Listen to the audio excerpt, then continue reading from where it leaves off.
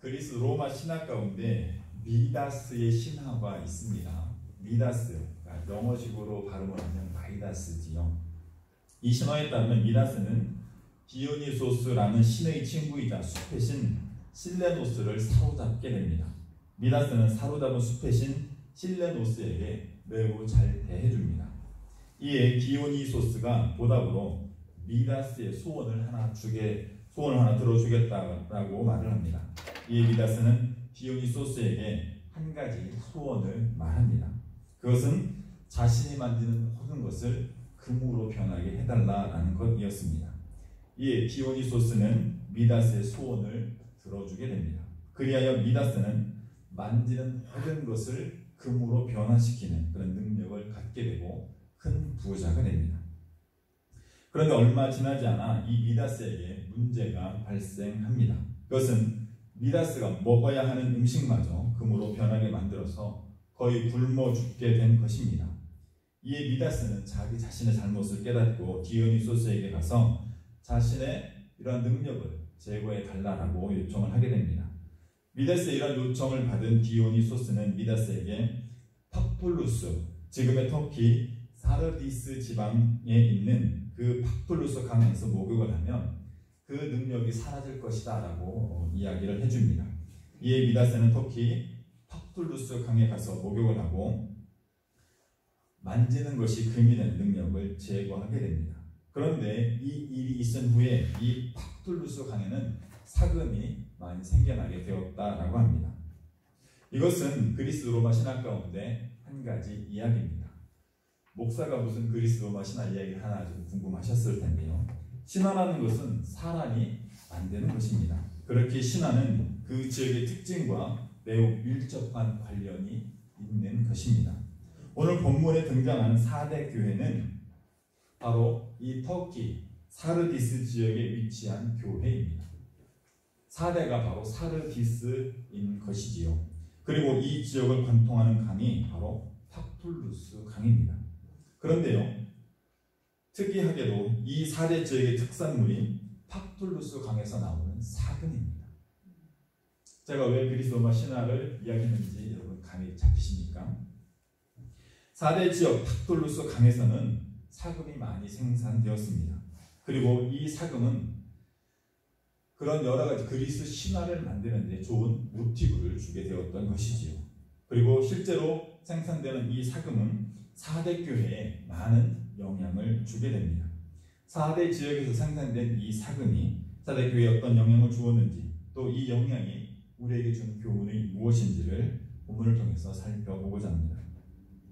오늘 4대 교회에 주시는 말씀 살펴보기 전에 지난 시간 살펴보았던 두아디라 교회의 모습을 간략하게 살펴보고 오늘 본문 내용 살펴보겠습니다.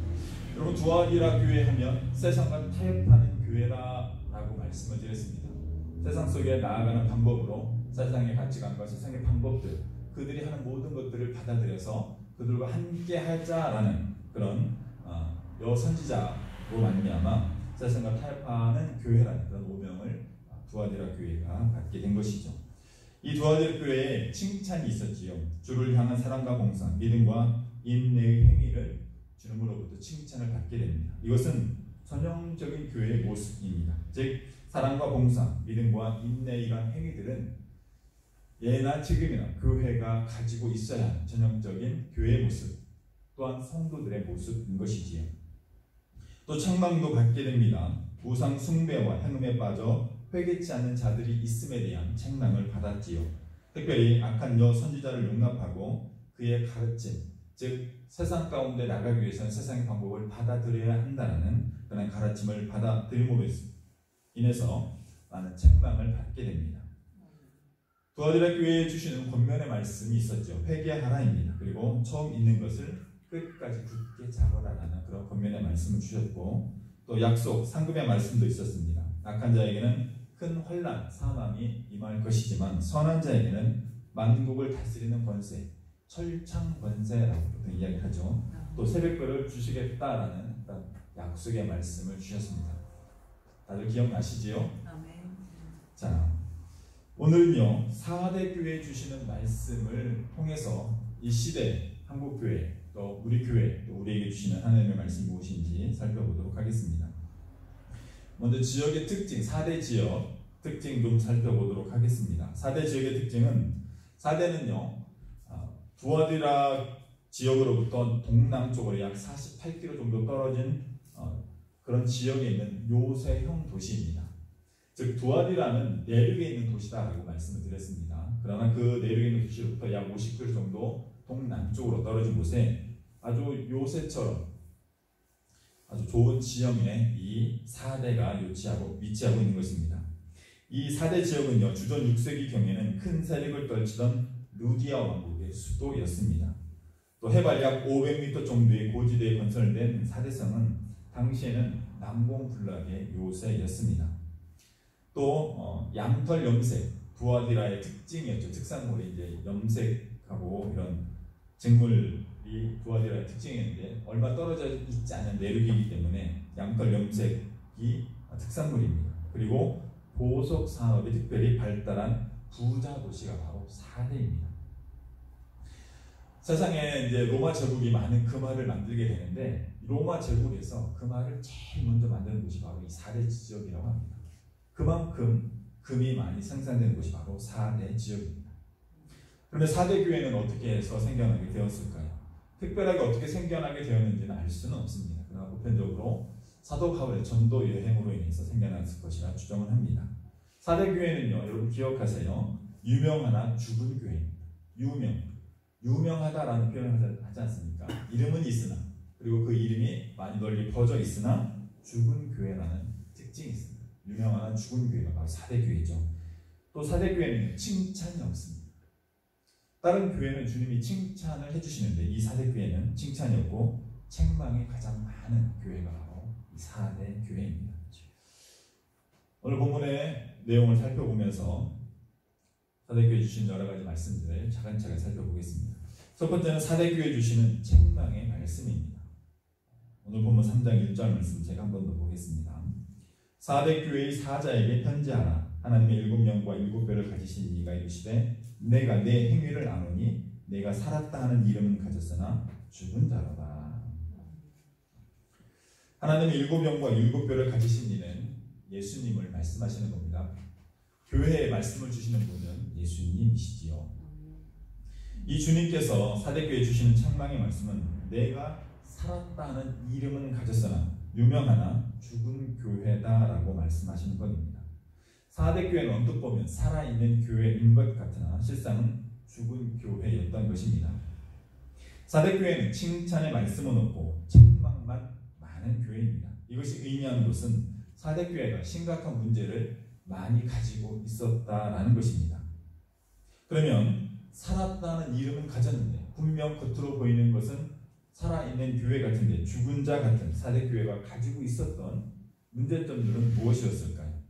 첫 번째는요, 경건의 모양은 있으나 경건의 능력이 없는 교회가 바로 4대 교회였습니다.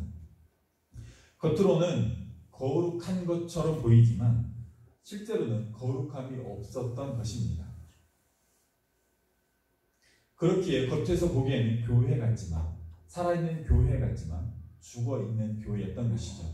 여러분, 교회는 건물이 아닙니다.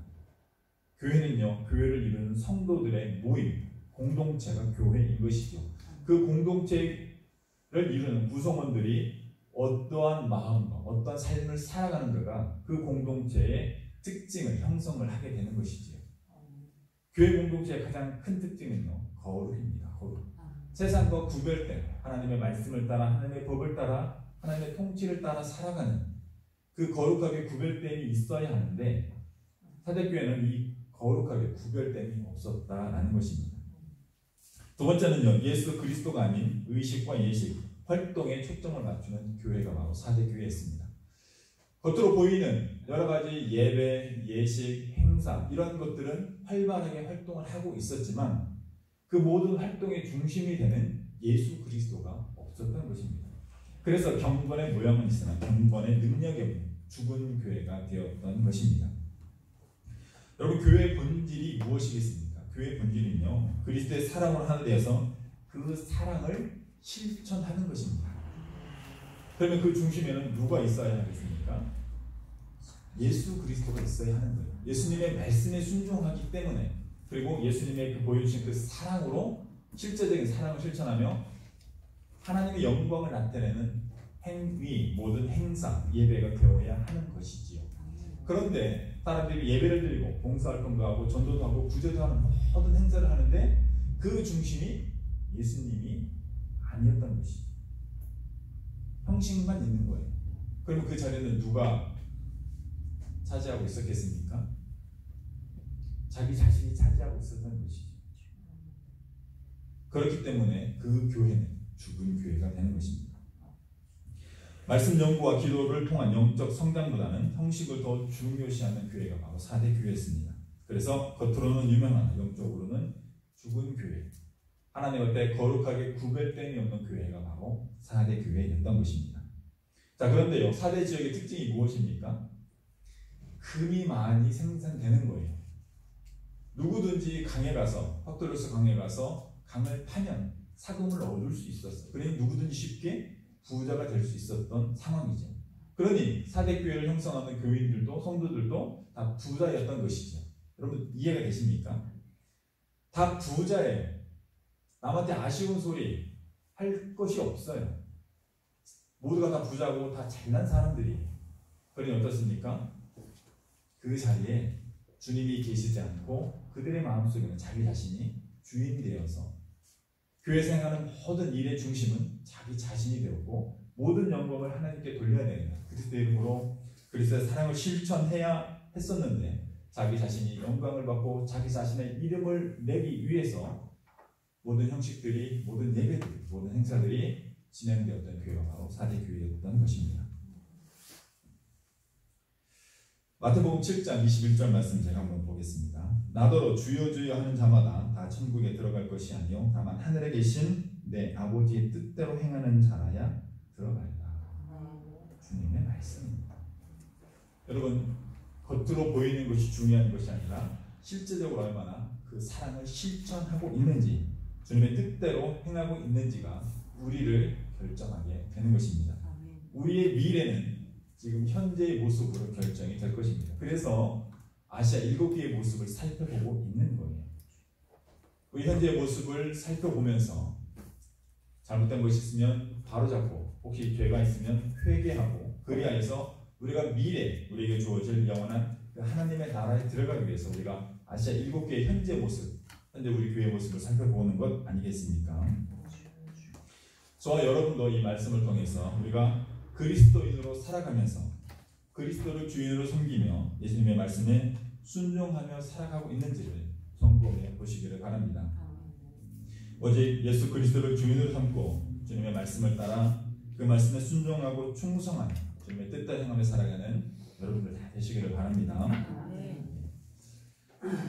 두 번째 살펴볼 것은 4대 교회에 주시는 권면의 말씀입니다. 오늘 본문 2절 말씀입니다. 제가 한 번 더 보겠습니다. 너는 일깨어 그 남은 바 죽게 되는 것을 굳건하게 하라. 내 하나님 앞에 내 행위에 온전한 것을 찾지 못하였느니. 주님이 4대 교회에 주시는 권면의 말씀은 깨어나라입니다. 깨어나라. 주님은 온갖 형식과 외식의 틀에서 주인 행세를 하는 4대 교회 성도들에게 깨어나라라고 말씀하시고 있습니다. 이것은 곧 자기 자신이 주인된 자리에 앉아 있지 말고 예수님을 삶의 주인으로 모시다 또 섬기라라고 말씀하시는 것입니다. 차를 운전하는 운전수가 운전 중에 잠을 자면 어떻게 되겠습니까? 그 차 안에 타고 있던 가족들, 모든 사람들은 큰 사고를 당하게 될 것입니다. 사고를 방지하는 가장 좋은 방법은 무엇이겠습니까? 잠에서 깨어나는 것입니다. 신앙의 삶에 그리스도를 잃어버리는 것은 운전수가 운전 중에 잠을 자는 것과 같은 것입니다. 신앙의 모든 삶의 목적, 중심은 예수 그리스도입니다. 그런데 우리가 신앙의 삶을 살아간다 하면서 예수님을 믿는다 하면서 우리의 삶의 중심을 얼마나 예수 그리스도께로 가까이 가고 있는지, 예수님의 말씀이, 예수님이 우리의 삶을 얼마나 중심을 차지하고 있는지는 자기 자신밖에는 알 수가 없습니다. 물론 주님께서도 아시겠죠. 우리는 결코 예수 그리스도를 잃어버려서는 안 됩니다. 서로가 서로를 격려하며 졸지 않고 목적지에 도착할 수 있도록 서로 깨어 격려하며 믿음의 삶을 살아가는 저와 여러분 다 되시기를 바랍니다. 아멘. 세 번째는요, 사대교회 주시는 경고의 말씀입니다. 3절 말씀입니다.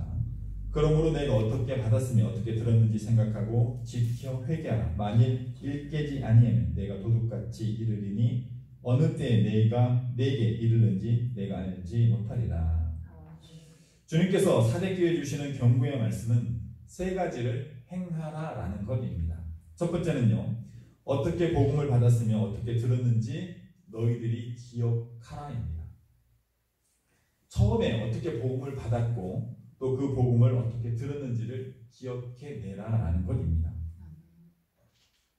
그들이 처음 복음을 받아들였을 때, 주님을 만났을 때 그 복음으로 말미암아 어떻게 삶이 변화되었는지를 기억하라는 것입니다.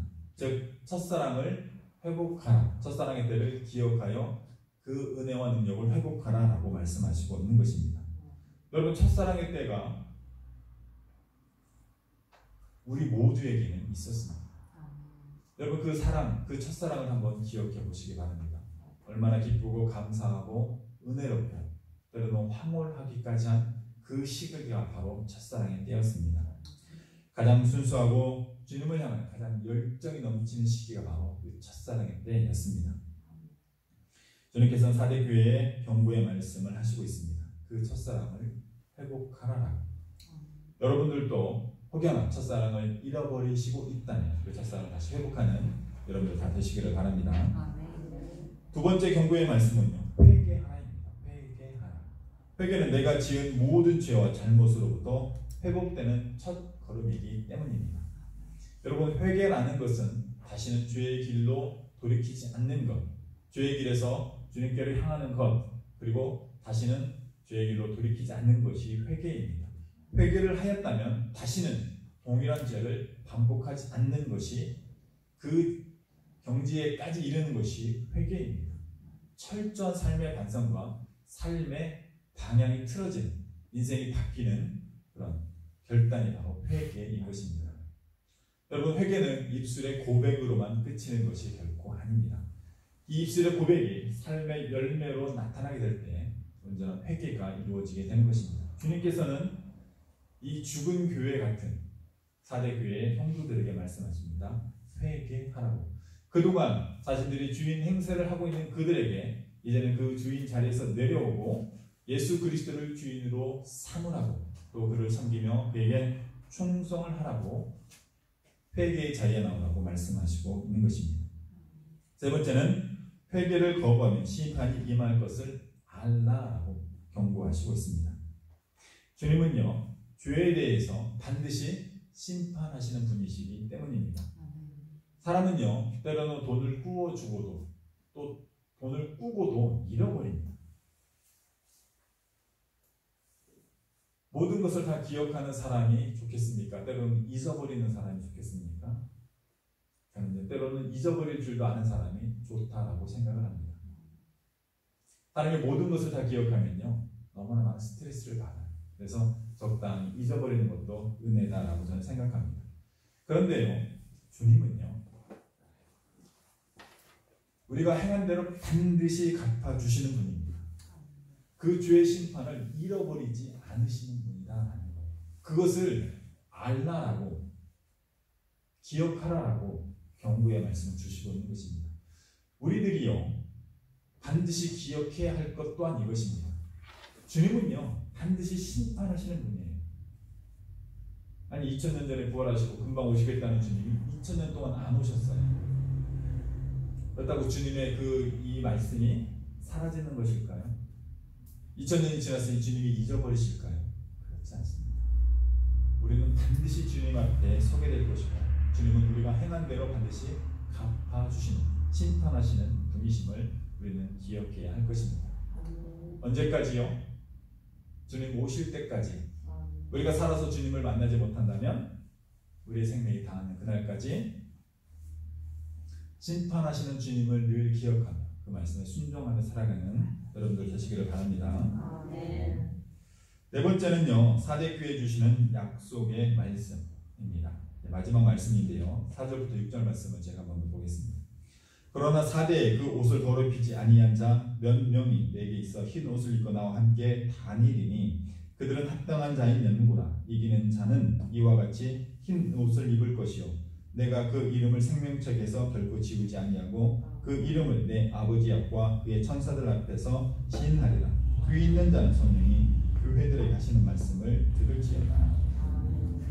주님은 4대 교회에 이기는 자와 특별히 자신을 더럽히지 않는 자에게 세 가지 약속을 해주시고 있습니다. 첫 번째는 흰 옷을 입게 될 것이다 라는 것입니다. 흰 옷은 의와 성결의 옷으로서 성도가 천국에 들어갈 때 입는 옷입니다. 두 번째는 생명책에서 그 이름이 지워지지 않는 것입니다. 생명책은요, 하나님께서 가지고 있는 책입니다. 이 세상에 태어나는 사람은 태어날 때 그 생명책에 그 이름이 기억된다고 합니다. 그런데 사람이 죽을 때 주님을 믿지 않았던 사람은 그 생명책에서 그 이름이 지워지게 된다고 합니다. 그리고 생명책에서 이름이 지워진 사람은 영원한 사망의 심판을 받게 되는 것입니다. 그러나 주님께서는 약속하십니다. 이기는 자와 믿음을 지키는 자, 세상과 싸워 모든 욕망과 모든 악한 것들과 싸워 이기는 자와 자신을 더럽히지 않은 이에게는 생명책에서 그 이름이 지워지지 않을 것이라 약속하시고 있습니다. 세 번째는요, 친히 하나님과 천사들 앞에서 그리스도인이라 시인해 주시겠다 약속하시고 있습니다. 이것은 천상의 법정에서 예수 그리스도가 믿음을 가진 성도를 교훈해 주는 것입니다. 마태복음 10장 32절 33절 말씀입니다. 누구든지 사람 앞에서 나를 시인하면 나도 하늘에 계신 내 아버지 앞에서 그를 시인할 것이요 누구든지 사람 앞에서 나를 부인하면 나도 하늘에 계신 내 아버지 앞에서 그를 부인하리라. 이제 말씀을 마치겠습니다. 4대 교회는 그 지역에서 생성되는 막대한 사정으로 말미암아 풍요를 누린 교회입니다. 그러나 4대 교회는 그 풍요로 말미암아 경건의 모양은 있으나 경건의 능력을 상실한 죽은 교회가 되었습니다. 주님께서는 다 죽어가는 4대 교회를 향하여 깨어나라라고 말씀하시고 있습니다. 코로나19의 확산으로 인해서 한국교회와 열방의 교회들이 경건의 능력을 상실하여 죽어가고 있는 이때입니다. 믿음을 가진 성도들이 믿음을 저버리고 있는 이때입니다. 그러나 우리는 반드시 기억해야 합니다. 믿음을 지키는 자와 자기 자신을 더럽히지 않은 자만 흰 옷을 입고 영원한 천국의 삶을 살게 될 것이라는 것을요. 오직 예수님을 주인으로 삼고 예수님의 말씀을 따라 그 말씀에 순종하고 충성하는 깨어있는 여러분들이 다 되시기를 바랍니다. 아멘. 기도하겠습니다.